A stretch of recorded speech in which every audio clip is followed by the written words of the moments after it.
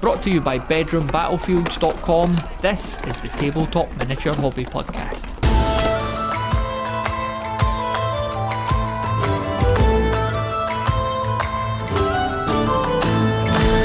Always really enjoy speaking to members of our Discord community, and this episode is a chat with Kazdoc, also known as Jamie.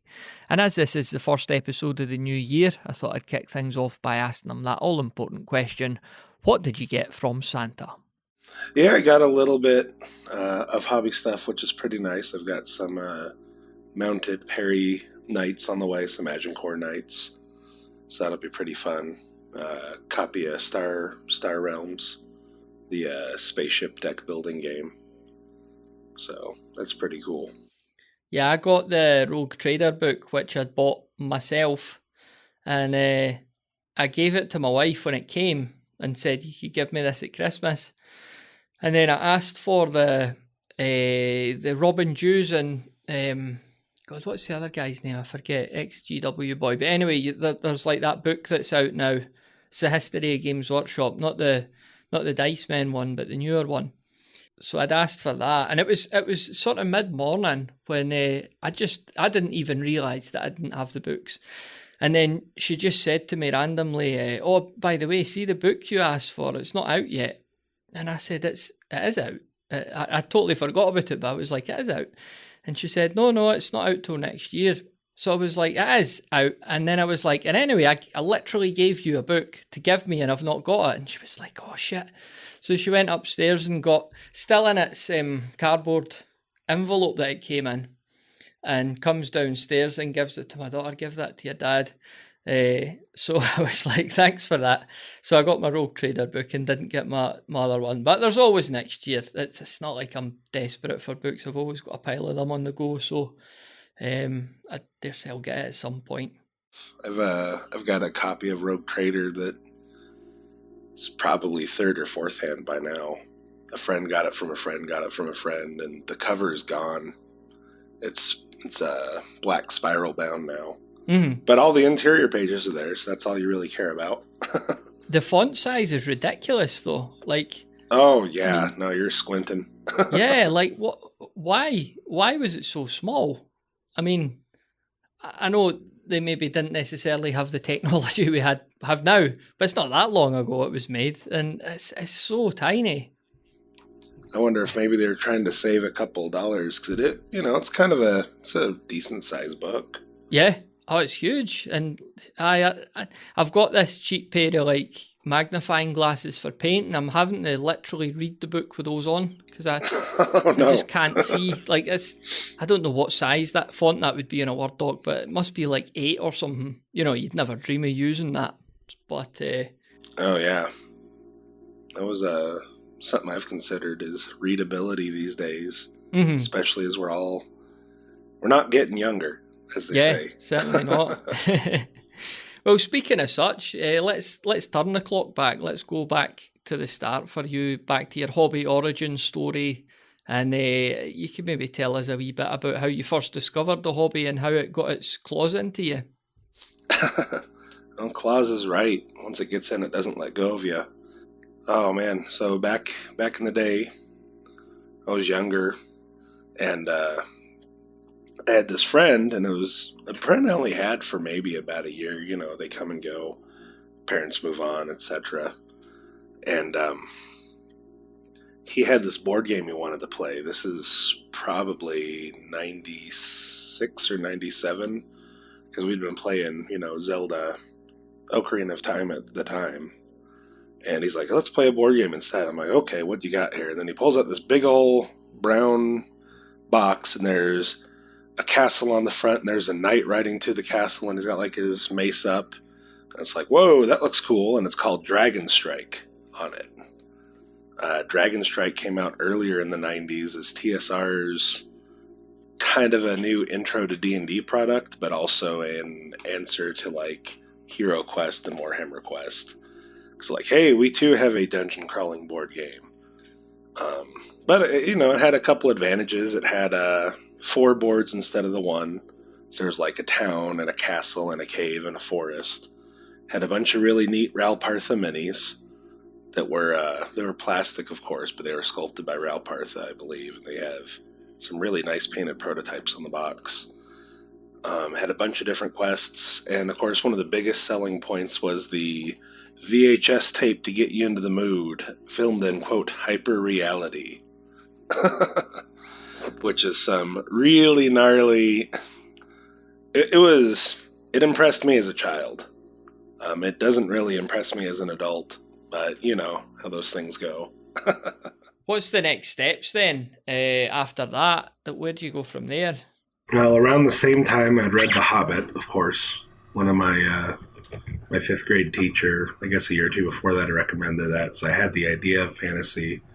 Dragon Strike helped that. And then early 2000, I'm in high school, and I'm looking around at the local game store that was actually about 2 blocks away from my high school, which was very cool. You had time on lunch. If you were quick, you could run over there at lunch and grab something. I'd played Magic the Gathering a little bit here and there, the collectible card game. But the next big thing that really got me was Mage Knight, actually. I still had never played D&D. Still hadn't done Warhammer yet. I didn't even know what Warhammer was. But there's this thing, Mage Knight, and it's got, these pre-painted guys, which is cool because I didn't own any paints. And they were assembled. That's cool. I don't own a hobby knife or glue or even know what kind of glue I need for miniatures. And all the stats are on the little dial. You don't need books and stuff. And I'm like, okay, I didn't know you needed books in the first place, but that sounds good if I don't need them. I'm down. And yeah, that was fun. I played it. A handful of people showed up to some tournaments here and there. It never quite took off. It took off enough to let WizKids eventually do Hero Clicks, which of course was way more successful for them. Brand familiarity versus their own fantasy. But that really clicked in, and eventually a friend of mine shows up one day and he's like, hey, you got to check this game out. Oh, yeah? And he shows me this great big gray box. So again, I've got friends showing me large boxes. It's kind of like how this goes in my life. And there's like ruins and blasts and explosions and great big dudes like in black and white power armor, and like they're standing on a big hill and they're just shooting everywhere, and it's Warhammer 40,000. It's like, whoa, that's great. So we pop open the box and it's like, oh, we have to do a lot of work. So I'm looking at the models the whole time. My friend goes on a trip to see his grandma the next night over, so he reads the book. And we finally get around and play a game, and it was funny. So the 3rd edition box set is what we had. And that one, very famously, it's got 10 Space Marines in it. And they were the really weird monopose ones that you kind of also got in the paint set. I think there was at least a version of the box that had the more flexible 3rd edition plastic kit. But if I remember correctly, we had just like the little monopose guys where it's like a chain sword and a missile launcher and a flamethrower and then a bunch of bolters. And then, there's 20 Dark Eldar warriors to go against them. The Dark Eldar are like evil space elves, as we know, and they don't have much in the way of armor. In fact, in 3rd edition, the bolter totally ignored their armor. They didn't get a save. But it's like, okay, 10 versus 20, that's fair. Until you think about the land speeder, which is not very heavily armored, but it's enough that the Dark Eldar don't have any way to deal with it. So the land speeder alone could just... We played a game or two, and we're like, we can't be playing with this land speeder. This doesn't seem right. And then we're looking back, and we're looking at points, and we're like, okay, that makes a bit more sense. But it was enough to get us hooked anyway. So that's then your intro into the Games Workshop world. Playing that game, when did you become aware that they also had other games as well? Not long after, actually. Like there was a couple hobby shops in town that were big for the Warhammer stuff. And fairly early on, they were pretty good about giving me like, well, if you really want to get into it, you need this and this. Here's how you paint stuff. Here's how you model stuff. I actually made at the time a real good friend I have now still. He just kind of like showed me a thing or two about painting just real quick, just out of the blue one day. And Yeah, and then they're like, oh man, if you like that, you also like, because they're helping me choose an army, they're like, you could always do Chaos Demons. Like, well, why would I do that? It's like, well, they're really cool. And if you buy this army, then it works in Warhammer 40K and Warhammer Fantasy. And I'm like, what's Warhammer Fantasy? Like, oh, you don't know. It's a whole nother way to take your money. And it is. But, I held off on that for a long while. But I did finally get into it. I think it was still 6th edition, great big orange book. In the later 2000s, like 2006, 2007, I got into it a little bit. Had a Chaos Army for a while. Never quite clicked with me. I feel like it clicks with me a lot better now, but at the time I was still new to the whole thing. War Machine was competing for the attention as well. Because it's like 40K, but steampunk robots and everything's giant and metal and over the top. I played that one off and on. Never quite clicked as well as Warhammer, though. Warhammer's like a comfortable pair of slippers, I guess. It's always there. So was Warhammer Fantasy then the first Games Workshop game that you owned? No, I owned 40K stuff first. I eventually got my own rulebook used from someone. I got a bunch of random models at first because I just thought they all looked so cool. So I had like a metal Necron Pariah. I had a couple of different Chaos Marine guys because they're like Space Marines but spiky. Very cool. We still had a bunch of old 2nd edition medals kicking around. Eventually I started just buying Blood Angels. Was the first real full army I did.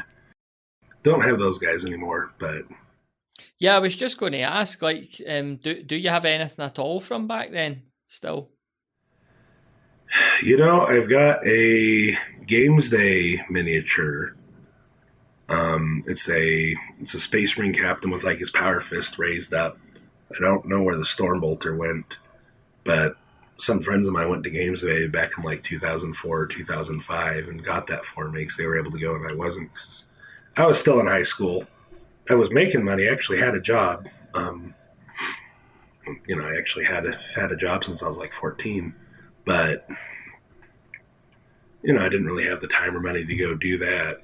But that was very cool. I've got a couple other very random bits and bobs. Like I've got a plastic Goliath Ganger because we played Necromunda off and on over the years. We played Mordheim off and on over the years. I've played a lot of the side games because every once in a while someone's like, oh man, you'd really love Necromunda. Oh, you'd really like this. And I'm like, I'm a kid. I've got money. I'm not raising a family. Yeah, let's do it. Let's get into it. And then, 6 months later, it's whatever the next thing is. Not the most healthy way to go about things, but, you're a kid and you're excited. So what you do. So did you take the standard break from the hobby then at any point? I kind of did. I'd get off the gas a bit for a while. I actually stayed in it for a good long time. Other people would take breaks so they'd back off of it, or usually the same reason, like, oh, we just moved, or oh, we had a kid. We got to worry about raising them and, understandable things like that. Or someone's like, I'm just not into this anymore. We're like, oh, it's a bummer. Bummer to see you go, but, still stay friends with them anyway.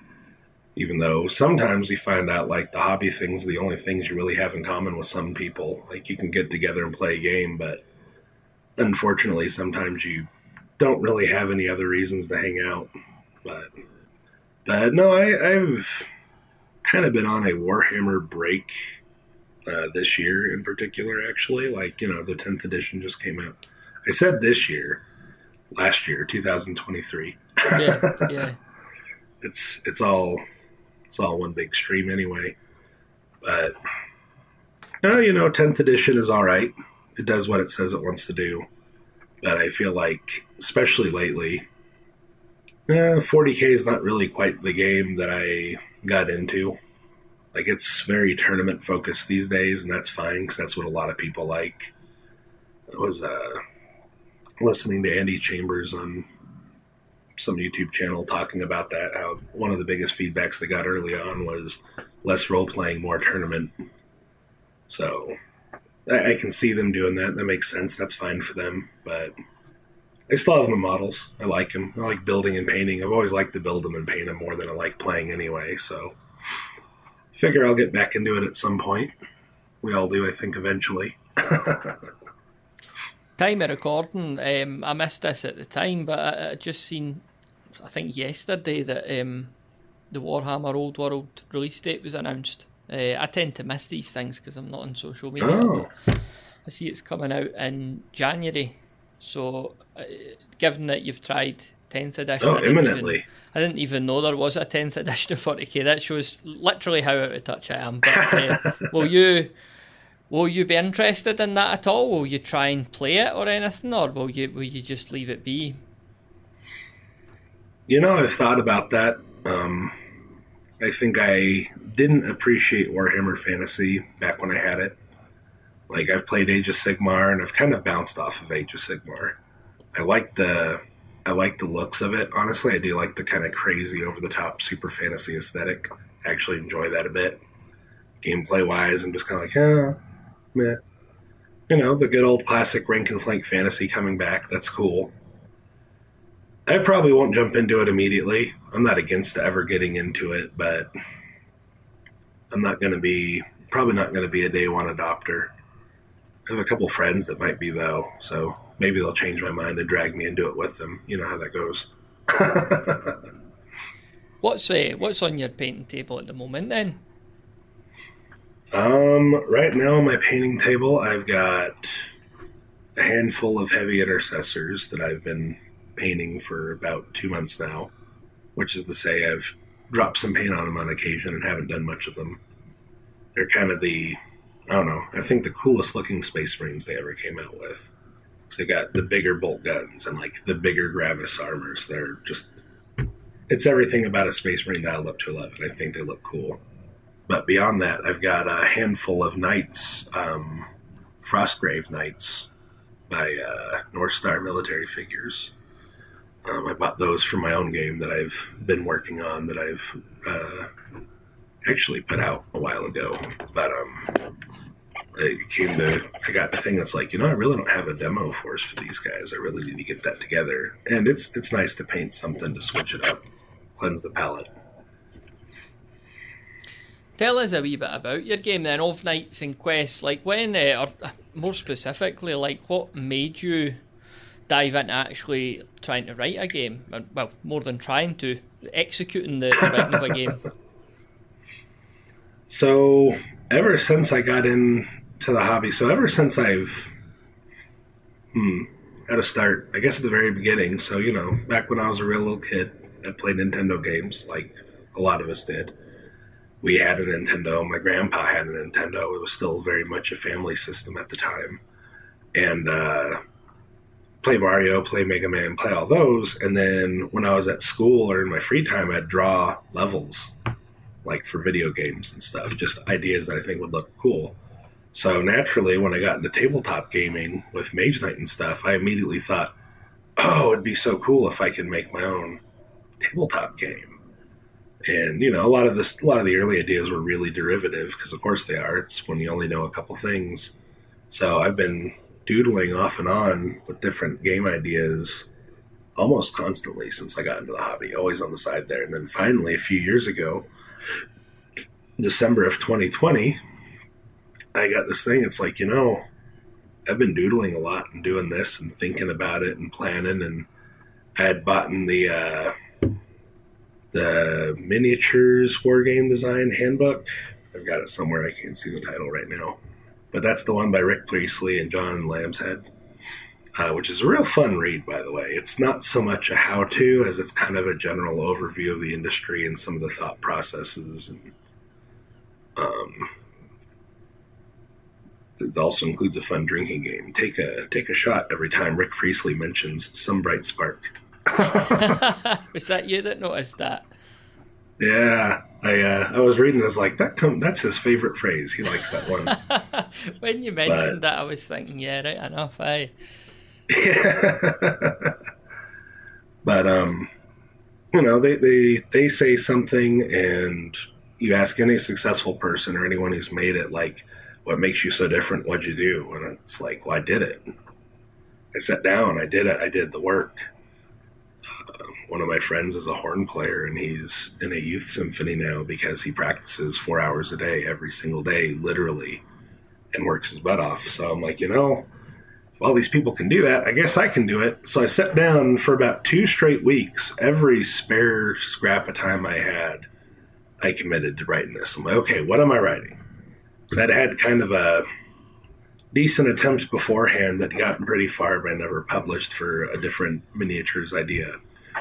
But I'm like, okay, well, I need to focus it, because the more focused something is, the better off you are. So I'm like, I like knights. I actually went and bought a little tub of $10 knights that were like about 2-inch army man size. Okay, got these guys, got knights. What are we doing? Well, knights like to go on quests. That's great. Knights and quests. That kind of came to me at the last second, as these things do. But then I just wrote. I wrote more, and I thought, what do I need? How do I get through it? When I'm reading a book, what do I want to see? Okay, here's how the game's played. We got that. Okay, do I tell how attacking works? Do I tell how to pick what quest, what mission you go on? And I just went through it and read it and over and over and over again and just kind of hammered it out. And eventually it was done, and then I spent, days laying it out in like Google Docs, which, there's layout programs for a reason. You can lay out anything, but I think in the future I'd definitely go for one of the more professional products if it's something you were going to get into fully. But I made it, and then I put it up on Itch, Itch.io there, itch.io. And it's good. I mean, I think it's all right. It's fun. I've had some people read it. I've got some feedback on it. There's always things. You can always do better. You can always improve things. Things can be made clear. Something that makes sense to you. It's a pitfall I was aware of when you write, and there's something you take for granted. Like, well, of course you can only re-roll dice once. But if you don't say that anywhere in your book, people don't know that. We were talking about font size. I went out of my way to make the font really big, and then I looked at it on my phone to make sure it looked okay on the phone when I was reading it on the PDF. And I have a single printed copy, and you can read it. So what was the kind of time frame then from idea to literally uploading and publishing the thing? I'd say about 3 weeks. 3 weeks between idea to this game now exists and is for sale? Yes. So it was like play testing and everything in that 3 week period? Yeah, as much play testing as I could do. It was largely limited to myself at the time. So it was really just, I wanted to get it done, and I wanted to get it done while I still had the motivation for it. So, yeah, it's really kind of, standing on the shoulder of giants in kind of a mental way, and then it's really a culmination of a lot of other things I'd tried to do. But, yeah, I had the idea, and it's, once you have a goal in mind and you start writing, it's actually not nearly as bad as it seems, because you, kind of like if you're on a long road trip, you don't think about the fact that you're going to be on the road for 6 hours. You think, well, it's only 20 miles to the next town. That's not too bad. Or, it's 20 miles to the next town, but it's only about 2 miles to that hill. And so I just kept myself thinking that way, and that kept me going pretty well. But, I just literally put all of my free time. If I wasn't working, I was at home typing on this thing. Or I was at home, my little 3x3 table, moving knights around and rolling dice and making sure it made sense to me. So a lot of very internal play testing. Could have done with some more external play testing, I'd say, honestly. But, for your first go, that's not too bad, I think. What have you kind of got up to after that then? The game's published. Did you write other games? Did you write any expansions or supplements, for lack of a better term, for the game? Or are you looking at an updated version of it or anything? Recently it's kind of funny. Time got away from me. 2020 was a busy year. Things had kind of already been weird by the time I wrote the game. And then I kept thinking, hey, I did this one, I could do another one. And, well, I had to do work. The job I had at the time was keeping me extra busy. And, I had family stuff to take care of. And I thought, okay, well, I'll get to it. And this is kind of the trap a lot of people get into, because you just kind of take time for granted. And then the other day I was looking, I was like, all right, well, I've only had that out for like a year or two, so I can still work on something. That I look, and it's like, oh, I published that in 2020. That's a 3-year-old thing already. What happened to the time? Because I do want to update it. I've got some revised ideas. I've got some good feedback I'd like to put into. I'd like to eventually expand upon it. Maybe put wizards in there or something.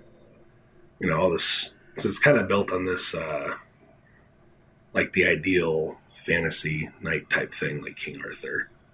I actually use some public domain artwork that Howard Pyle did for his the story of King Arthur and his knights. It's some real superb work, real good stuff. So I put some of those in there, which kind of gives the game a bit more credibility to have art. It's not just a pamphlet.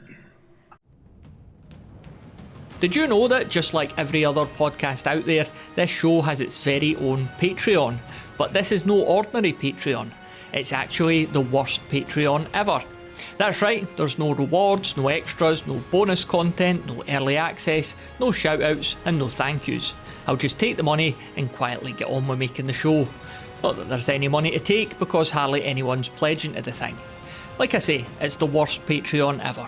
Find it at bedroombattlefields.com/worst Patreon ever. That's all one word, worst Patreon ever. Now, back to the show. How often do you manage to get stuff on the table and have a game then? Either like a solo game or get together with folks and play that way? I manage about once every week or so. Sometimes it's every 2 weeks, like illness has kept me and my regular opponent from playing today. Well, not today, yesterday we would have played. That's fun because we also play. Go ahead. What were you going to play? Sorry, I was just going to ask. Oh, we were actually going to play HeroScape. He's one of the guys who I turned up my nose when HeroScape initially came out, because I was just getting into Warhammer, and like Warhammer was the big boys' hobby. HeroScape with pre-painted miniatures, just like that Mage Knight game, that's kid stuff. You don't want that. I'm a kid, right? But now I'm going to play the big game. And then I play HeroScape with this guy a couple years ago, because he's still got all this stuff. Because like the guys who liked HeroScape really like HeroScape. A lot of them just, they've kept it going way long after its demise. And he's like, you really got to try this. I'm like, sure, man, I'll give it a try. I kind of missed it the first time around, and then I play it, and I'm like, wow, what a great game. It's real simple. Kind of feels like HeroQuest, rolling a handful of dice, looking for attack or defense symbols. The figures have their own little special rules. The hex terrain, of course, is fantastic. Just a great little game. It's got a really unique activation system. You get 4 orders that you put down and activate from 1 to 3, because one of them's a decoy order. So your opponent can see who you're probably activating, but they don't know what order you're going in. It's real good, honestly. I'm kind of glad that Renegade Games bought up the rights to it after the Hasbro Pulse thing failed to go off last year. So, looking forward to seeing that coming back to life. It's good to hear that you're playing regularly, and with also you're working on like rules and stuff like that, writing maybe a bit of fluff, a bit of lore. So what would you say your ratio, if we look at it on a week-to-week or month-to-month basis, of writing or painting or playing? Like, what's coming first, sort of thing? And it's pretty even right now, to be honest. You got other things demanding your time. You got family, you got work. Sometimes I don't do anything related to gaming at all, because there was a time in my life where I would spend every bit of spare time on gaming, and it's great when you can do that, but there's some days where it's like I don't want to do anything. I want to just go on a drive. But yeah, I try really hard to at least paint a mini or two every month. which seems pretty slow, but eventually that gets stuff painted. If I've got a game coming up or trying to, helps to have a goal. Like our local tournaments, we always enforce a minimum painting standard. So that's when I was playing those, that was helping me get guys done faster. Yeah, whenever I have spare time, like this last month is kind of a wash. December is always busy, holidays, end of the year type stuff. But usually if I can, I try to spend about an hour or so most days doing at least a little bit of writing or a little bit of noodling, for lack of a better word. Just figuring out stuff or exploring a mechanic or writing up an idea. When it comes to painting, are you just get through it, or do you like to spend a bit of time, do the old Golden Demon techniques and take 6 months to paint an eyeball? There was a time that I was really trying to do that. One of my good friends, one of the people I mentioned earlier who showed me a couple things painting, is a phenomenal painter. And for him, he's never in a hurry to paint anything. He just takes his time. He's got a job. He runs a hobby shop nowadays anyway. But, and he was always telling me, he's like, you can be as good as you want to be, just you literally put in the time for it. And I came to this kind of realization a couple years ago where it's like, I know I can do that. I know I can do all that amazing stuff, but I really don't want to. I'm kind of happy with table standard. Like, I feel my table standard's pretty refined. So yeah, I'll just sit down and figure out what I'm painting for what reason. Sometimes it's just painting a model because you like it, but usually it's because I'm going to use it for something, like the knights I mentioned. And yeah, you get them primed. You don't have to prime. You can actually just slap on some black paint like they used to recommend in the older Warhammer books. The priming's, better, and every now and then it'll be kind of unseasonably warm out here and I can get away with it in the middle of winter, doing some spray primer. But then it's just, I work one color at a time usually. I'll get my base color on, and then I'll do the next layer up, and then maybe a little bit of highlights. Sometimes some washes if I think it needs it. Washes tend to muddy everything up, but they also can really look good depending on the type of texture you're working on. And then I go to the next color. So it's like, all right, I'll do all the blue parts of the tunics, then all the whites, then I'll do their tights, then I'll do their boots, then I like to do metals last usually, because I got to change out my water to keep the metal flakes from getting in my... If you're not careful, you can contaminate your whole bunch of pots if you're getting a little bit of metal flakes from your water to the pot to the other pot. And then I just truck on through that way, and it works pretty well. What paints do you use? Oh, all of them. I've got a ton of Citadel paints, of course, because they're kind of like what I learned with growing up. And honestly, the Citadel paint system's really good. Like, hey, we've got all these pre-mixed shades for you, and especially lately, our base paints are thicker than the layer and highlight paints. They're good for doing base colors, and the contrast paints, I think, are really neat. I've painted some minis entirely with contrast, and while I'm not sure that's the best use for them, they're basically like a super wash, or they're really good for putting down some bright colors over white type of deal. I've got Army Painter stuff. I've got some Reaper paints that I bought, years and years ago. I used to have some of the Privateer Press paints because those were actually pretty thick, really heavily pigmented, like the Formula P3. I don't know if those are even still around. But yeah, I've got some cheap craft paints. I don't really use those for miniatures because they usually... they can work, but they're kind of low on the pigment. I kind of use those more for terrain, where I'm just trying to get coverage and I'm not as concerned about making it look phenomenal, where the whole will be better than any of the individual parts.